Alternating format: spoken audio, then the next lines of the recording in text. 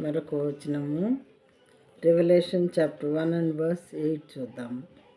దేవుని గురించి Revelation chapter 1 verse 8లో ఏమని రాయబడి ఉన్నది?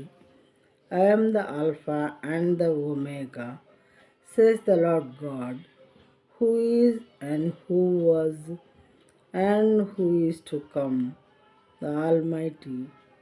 తెలుగులో అల్ఫయు ఒమేగయు నేనే, వర్తమాన భూత భవిష్యత్ కాలములలో ఉండువాడను నేనే అని సర్వాధికారియు దేవుడును అగు ప్రభువు సెలవిచ్చుచున్నాడు. ఈ దేవుని యొక్క గుణలక్షణాలు, ఆయన క్వాలిటీస్, ఆయన శక్తియుక్తులను మనం చూస్తున్నాము.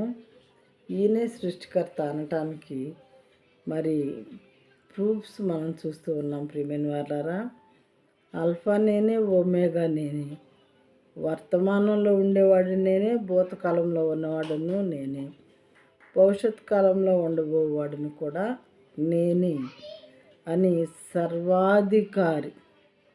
సర్వాధికారియు దేవుడును అగు ప్రభువు సెలవిచ్చుచున్నాడు అని వ్రాయబడి ఉన్నది.